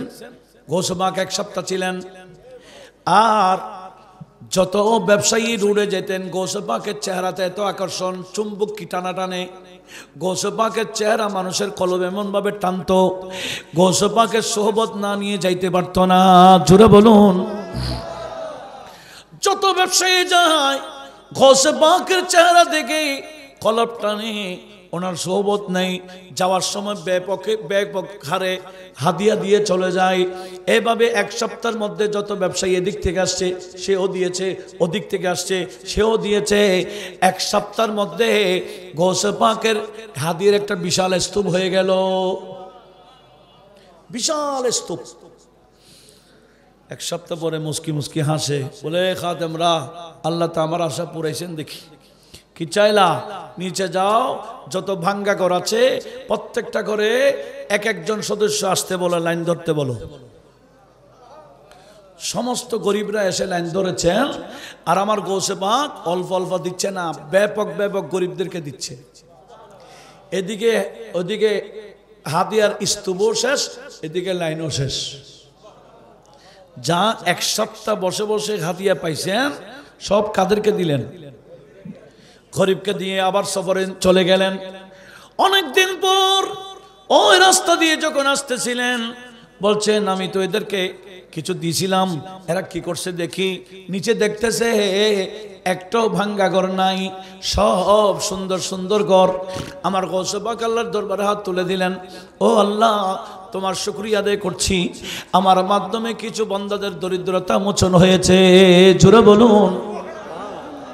আরে আল্লাহর ওলিদের কাজ তো এগুলা। কিন্তু এখন ওলিদের মাজারকে কেন্দ্র করে ভণ্ডামি শুরু হয়েছে। কথা বলুন ঠিক কিনা? ওলি আল্লাহদেরকে আল্লাহ পাঠিয়েছেন। शाही शाही सिरकोट बोलছেন मुझे से मोहब्बत है तो मदरसा को मोहब्बत करो, मुझे देखना है मदरसा को देखो। এর অর্থ কি? আমার পকেটে দিতে চাইলে মাদ্রাসার বাক্স দিলে হবে। একটু জোরে বলুন সুবহানাল্লাহ। কেন? এই বাক্সের টাকা দিয়ে আলেম ওলামা বের হবে, গোটা বিশ্বে আহলে সুন্নাহ ওয়াল জামাতের খেদমত করবে। এটাই আমাদের মিশন। কথা বলুন ঠিক কিনা? তো আমি হয়তো অনেক লম্বা করে ফেলতেছি, এখানে আবার অনেক টাইম হয়ে গেছে। হ্যাঁ, আমি কথা গুছিয়ে ফেলতেছি ইনশাল্লাহ। কি বলবো, এগুলো তো বলার মধ্যে মজা আছে কি না? আমার তো মজা লাগে, আপনাদের কি লাগে জানি না। কারণ এই সমস্ত এখন আমাদের ওলিউল্লাহদের মূল মিশন কি, আমরা এগুলা বলি না, আমরা শুধু কারামত বলতে থাকি। আরে কারামত তো থাকবেই, কিন্তু ইনাদের আদর্শ কি, ইনাদের খেদমত কি, এনারা কি করেছেন মানুষের জন্য, এগুলো উপস্থাপন করার দরকার আছে কি না? আজকে এখান থেকে ওলিউল্লাহদের মূল মিশন থেকে মানুষ সরে যাচ্ছে। বিদায় আসুন, আমরা গৌসে পাকের কারামতের মধ্যে মাহফিল শেষ করে দিলে হবে না। ওনার যেই আদর্শ মানুষ শুধরাই, গোটা গোটা জগৎবাসীকে ৯৯,০০০ আলেম দিয়েছেন, এটা কেমন কথা? ওনার লিল্লা বোর্ডিং এমনভাবে এই ৩,০০০ আলেমের জন্য ফ্রি ছিল। এরা গৌসে পাকের মাদ্রাস লিল্লা বোর্ডিং থেকে খাইতো আর পড়তো। আর ওদিকে নঙ্গরখানা, ফুকারা গরিব মিসকিনের জন্য রাত দিন নঙ্গরখানা খোলা থাকতো। গৌসে পাকের পকেট দিতে হইতো না, ওই মানুষরা দিত যে এগুলা দিয়ে চলতো। এখন তো মানুষরা দিবে, বস্তা ভরবো, ব্যাংকে ঢুকাইবো, এগুলো দিয়ে আমাদের ঘরে এসি লাগাইবো। খবরে যান না, এসি বাইর করবে। কথা বলুন ঠিক না? সেজন্য ওলিউল্লাহদের আসল মিশন আসুন, খেদমত জনকল্যাণ কাজের দিকে আসুন। এটাই হবে বাস্তব ওলিউল্লাহদের খেদমত। কথা বলুন ঠিক না? আসুন, আমি অনেক দূরে চলে গেছি। গৌস পাকের জীবনের মধ্যে নবীজির শরীয়ত আছে কিনা? গৌসে পাক বলে, আমার জানা মতে আমি মিথ্যা কখনো জীবনে বলি নাই, আমার জানা মতে আমার পেটে হারাম ঢুকাইনি। গৌসে পাক বলেন, আমি আমার জানা মতে নবীজির সুন্নতের খেলাফ কোনো কিছু করিনি। গৌসে পাক বলতেছেন, আমি আমার প্রত্যেকটা মুহূর্তে মুহূর্তে নবীজির শরীয়ত সুন্নত মোতাবেক চলেছি। এমনকি গৌসে পাক বাণী দিয়েছেন, লওলা লাজামু শরীয়তে আলা লিসানি, আমার এই মুখে যদি শরীয়তের লাগামটা না থাকতো, লা আখবারতু, আমি বলে দিতাম, মা তাকুলুনা ফি বুয়ুতিকুম ওয়া মা তাদাখিরুন, তোমরা ঘরে ঘরে কি খাও কি জমা করো, আমি জায়গায় বসে দেখি। তবে বলি না শরীয়তের লাগাম আছে। আর আমরা তো মনে করি যিনি লাগাম ফেলে দিয়েছেন উনি বড় ওলি। যিনি লাগাম ফেলে দিয়েছেন মানুষের সব বলে দেয়, ইনি বড় ওলি না, ইনি হজম করতে পারে না। যিনি হজম করতে পারে, মুখের মধ্যে শরীয়তের লাগাম থাকে, এনারাই হলেন শ্রেষ্ঠ ওলি। একটু জোরে বলুন। এখন আমরা শ্রেষ্ঠ ওলি বানা দিয়েছি কারা? যার কাছে নামাজ নাই, কালাম নাই, শরীয়ত নাই, মুখে যা ইচ্ছা তা বলে দেয়। মানুষ ভালো বলে ভালো, খারাপ হইলে খারাপ। মজুজুব বান্দাদেরকে আমরা শ্রেষ্ঠ ওলি বানাই দিছি। মজুজুব বান্দারা শ্রেষ্ঠ ওলি নয়, এই কথাটা মনে রাখিয়েন। মজুজুব বান্দা থেকে আমাদেরকে দূরে থাকতে বলেছেন। ওই বান্দাই শ্রেষ্ঠ যার কাছে নবীজির শরীয়ত আছে, সুন্নাহ আছে। একটু জোরে বলি। এই সুলতানুল আরফিন যার আস্তানা কোথায় আছে? নাসিরাবাদ পাহাড়ে। ভাইজির বুস্তামি উনি বাণী দিয়েছেন, এই আল্লাহর বান্দাগণ, কোন বান্দাকে আকাশে উঠতে দেখেছো, কোন বান্দাকে পানিতে হাঁটতে দেখেছো, কারামত বলে দিও না। কেন? অনেক সময় জাদুবিদ্যার মাধ্যমে উঠতে পারে, জাদুবিদ্যার মাধ্যমে পানিতে হাঁটতে পারে। যিনি আকাশে উঠতেছে, পানিতে হাঁটতেছে, ওনার জীবন দেখো, ওনার মধ্যে নবীজি শরীয়ত আছে কিনা, ওনার মাঝে নবীজির সুন্নাহ আছে কিনা, নবীজির আওয়ামের নাওয়াহে যত যত আছে কিনা, নবীজি যা আদেশ করেছেন পালন করে কিনা, নিষেধ করেছেন বর্জন করেছে কিনা, এগুলা দেখো। সাহেবের শরীয়ত হলে তাহলে কারামত হিসেবে মেনে নাও। জোরে বলুন, কারামত হিসেবে মেনে নাও কখন? ওনার কাছে নবীজির শরীয়ত সুন্নাত থাকলে। একটু জোরে বলি। তাহলে যদি শরীয়ত না থাকে, আপনারা শুনেছেন বিশির হাফি নামে অনেক বড় একজন আল্লাহর ওলি ছিলেন, অনেক বড় আল্লাহর ওলি বিশির হাফি। উনি একদিন আমার নবীকে স্বপ্ন দেখেছেন। নবীকে স্বপ্ন দেখলে স্বপ্ন না বাস্তব? একটু জোরে বলেন না। কেন? শয়তান আমাদের নবীর সূরত ধারণ করতে পারে। একদিন আমার নবীজি বিশিরকে বললেন, এ বিশির, আল্লাহ যে তোমাকে যে মকাম দিয়েছেন, এ মকাম কেমনে পাইলা জানো? বলে, হুজুর আমি জানি না। এই বিশির, তুমি ওলিদের অনেক উপরের তবকা পেয়ে গেলা। এই তবকা পাওয়ার 4টা কারণ আছে। কয়টা? একটু ভালো করে শুনেন। কয়টা কারণ? 1 নম্বর বেইত্তেবায়ে সুন্নতি, বেইত্তেবাইকা আলা সুন্নতি। তুমি যে আমি নবীর সুন্নাতের উপর ইত্তেবা করেছো, অনুসরণ করেছো।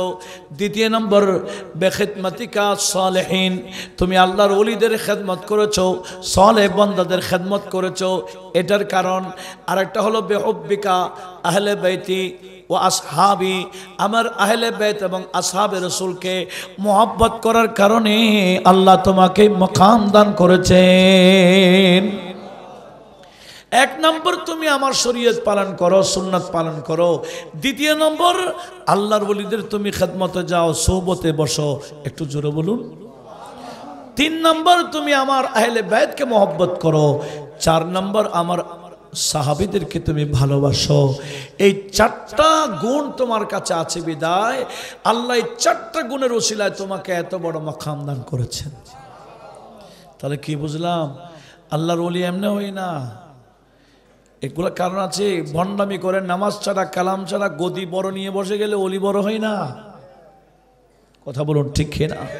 এখন তো আমরা মনে করি কি বিশাল গদি, গদি বড় হলে অলি বড়, আলেম বড় হলে অলি বড় হয়। কথা বলুন ঠিক না?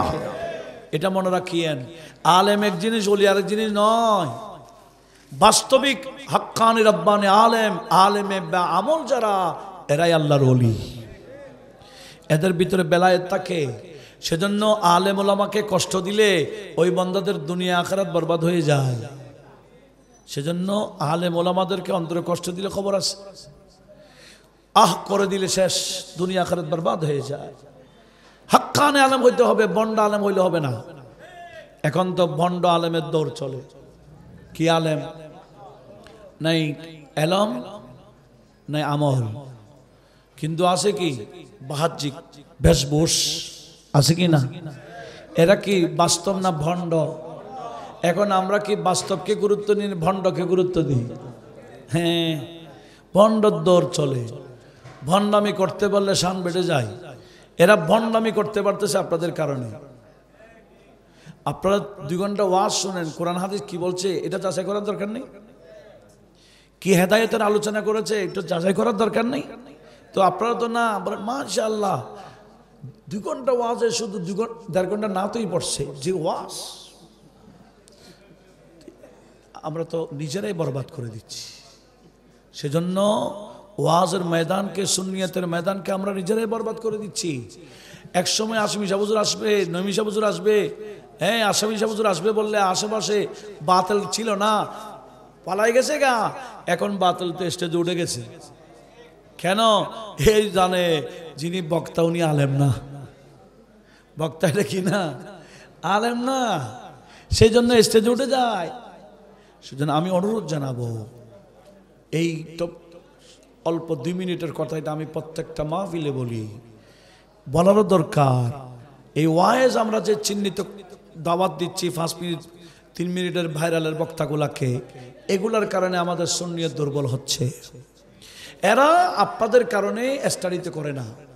এরা এমনি ফেকা পড়ার জন্য ভর্তি হয়, মুফতি লেখার জন্য, কিতাব পড়ার জন্য নয়। আপনারা যদি বাস্তব আলেমকে গুরুত্ব দিতেন, এরা বাস্তব আলেম হইতো। কথা বলুন ঠিক না? দোষ শুধু একতরফা দিলে হবে না। আমাদের জেনারেল বন্দারা বাস্তব আলেমকে গুরুত্ব দেয় না, ভণ্ডদেরকে গুরুত্ব দেওয়ার কারণে ভণ্ড বক্তা বেড়ে গেছে। কি রাগ করতেছেন? না, ভণ্ড বক্তাকে গুরুত্ব দিবেন না, যোগ্য আলেম থেকে পরামর্শ নিয়ে বক্তা দাওয়াত দিবেন, যাতে এই মাহফিলের মাধ্যমে হেদায়েত হয়, কিছু আকীদা বিশুদ্ধতা আসে, মানুষ কিছু লাভবান হয়। আল্লাহ পাক সেদিকে আমাদের সবাইকে লক্ষ্য রাখার তৌফিক দান করুক, আমিন। ওয়ামা আলাইনা ইল্লাল বালাগ ওয়া আখিরু দাওয়ানা আলহামদুলিল্লাহি রাব্বিল আলামিন। আসসালামু আলাইকুম ওয়া রাহমাতুল্লাহি ওয়া বারাকাতুহু।